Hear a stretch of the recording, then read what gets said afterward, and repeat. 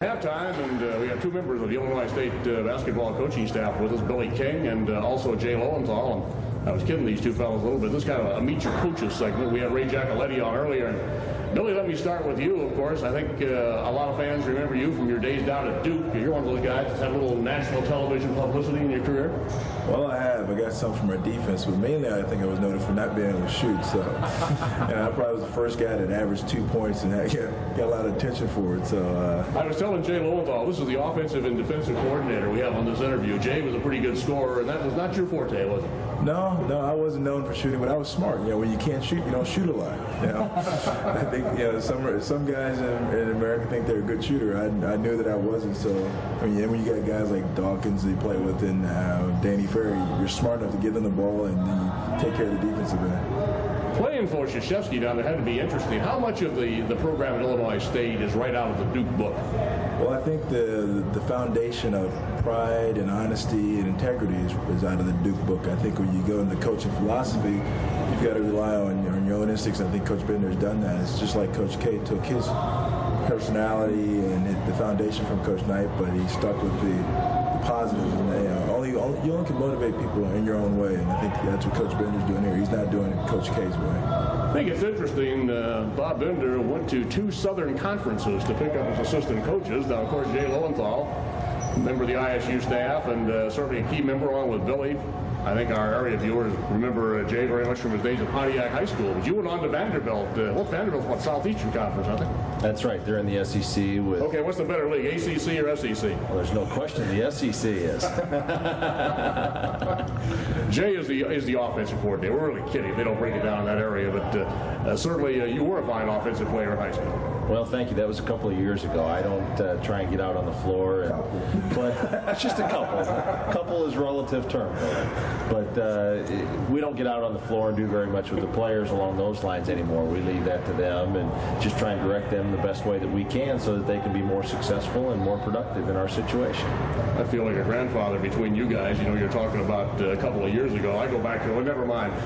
Jay, you played at Pontiac High School, went to Vanderbilt, but you've had head coaching experience. You were the head man at Quincy College, weren't you?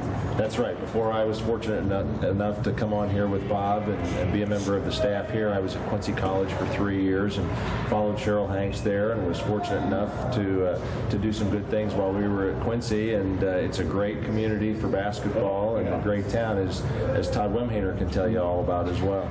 Now, at the middle of this season, when things were really going rough here for the ISU Cagers, and you knew you had a young team, did you ever think, gosh, maybe that Quincy head job wasn't quite as bad a job? Or on the other hand, did you think, boy, I can sure sympathize with Bob Bender in that head position? Well, sometimes I thought a little bit about both. Sometimes you think of how you would do some different things, but at the same time, I sympathized for Bob and understand what he was going through. My first year at Quincy, we were 9-23 and lost our last 13 of the years in a row. So that wasn't a lot of fun either. So it takes time to get players in to understand what you're trying to do, and I know that Bob's doing things differently from how things were done in the past, but that's just what goes along with what Billy said, with different personalities of people, and you have to do things your own way and motivate your own way, and I think Bob's doing a tremendous job of doing that. No doubt about that. Billy King, you obviously work with defense a great deal. This is the area that you spend a lot of your time with. What's the most common defensive mistake a college kid makes? Well, I think the most common one is they stick with their man. They think, I got to stop my man. And then with our philosophy, it's team man-to-man defense. And we always talk, you got to have a good help side, and that's the person who's furthest away from the ball. And I think coming out of high school, it's tough to think, well, I got to help and then still know where my man is. And that's, once you get over that and start realizing that, have confidence in your help, then you're pretty successful. Every high school coach in the country, though, says, boy, I emphasize defense. You can talk to any high school coach anywhere, any place in the country. I know you guys in recruiting, they kick and play defense. We really emphasize defense. However, the game is different defensively. Well, one is different because they allow you to play a little bit. Speaking, for instance, Brian Kern, who's 6'9.5", about 225, 230 in high school. When he touches somebody, they're going to call a foul because he's bigger than most people. And at the college ranks, he's going to go up against guys just as big as him, and they let you play a little bit more. So, and as you get older, you learn in college the ways to hold a little better and to bump people and the shots a little better and try to get away with it. And that's the most probably difficult thing for a high school player coming in, is being able to adjust to the contact. I want to ask you about a specific player, and also want to ask Jay about a specific player. On the defensive end, Richard Thomas had a string going last year where he had at least one steal a ball game, I think every game, and he does it quite frequently now. What are the real assets Thomas has defensively?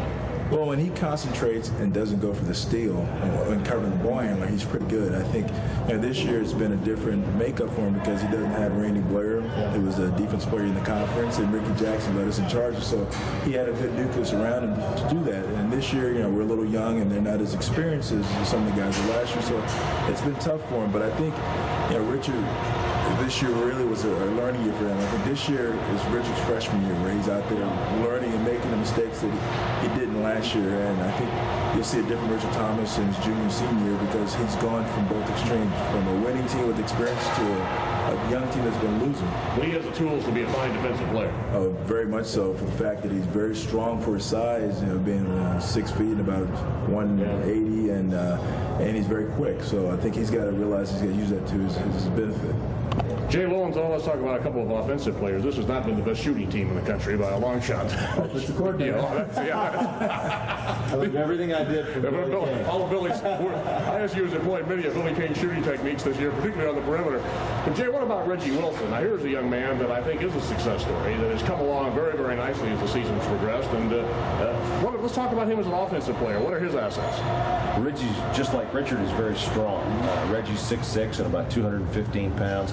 And not only strength, but his athletic ability. He can run and jump. So if he uses those things to his advantage, then Reggie can become even better than what he has been and be the Reggie Wilson that he has been in the last probably month or so. What does he have to do, though? He's a small size inside player, really. It's a small, it's 6'6", he goes about 228. He is strong and physical, but, he's going against guys frequently 6'8", 6'9", 6'10". You got to be pretty clever, don't you? You do, and we've worked with Reggie on some things, and I think he's shown some progress. One of the things that Reggie hasn't done that he had before he came here was use his jump hook.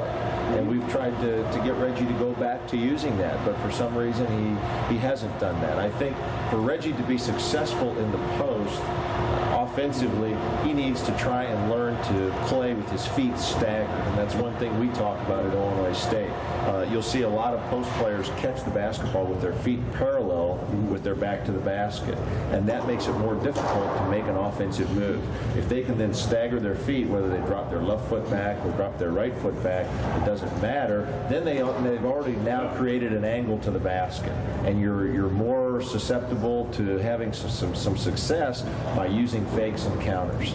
Good tip out there for you young post players, high school players and grade school players. Really something to work on. Never too early to start, is it? No, it really isn't, and we do that very same thing with campers in the summertime when they come here, and we work with them on individual skills, and if they are an inside player, we'll try and get them to play with staggered feet inside.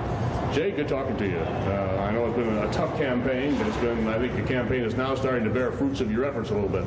Well, thank you, and we appreciate all the support that you folks have given us and look forward to that the rest of the season and next year as well. Absolutely. Billy, let's kind of stick with the defensive phase. Well, I don't know. Lowenthal, I saw Lowenthal have to throw up some bricks, too, during his high school career. He's probably not as good a shooter as he tells you. Well, no, I've seen him out You ever check out his Vanderbilt scoring average? No, I didn't. But I hope he hasn't checked out mine at Duke either. They're about the same, I think. Yeah, they are. But, the good thing about playing at schools such as Vanderbilt and Duke, you are able to learn more than just being a basketball player. I think we both got great educations, and we learn more off the court that has enabled us to go to coaching. And we try to relay those messages to the players every day. And sometimes they listen, sometimes they don't. But I think, if you just keep pounding ahead, it gets through. And that's exactly what you're trying to accomplish with the Illinois State program. We are. We're young, and you've got to do it over and over. You got to keep telling them, just evident with a lot of things we've done. Late in the year, we've seen some success in some of the things. It's just, it's like anything you do. If you're a golfer, you've got to work on the putting, or you're not going to be good at it. And I've heard of that. Billy, thank you so much. Thank you. Billy King and Jay Lowenthal, our guests at halftime. We'll be back with the second half in just a moment.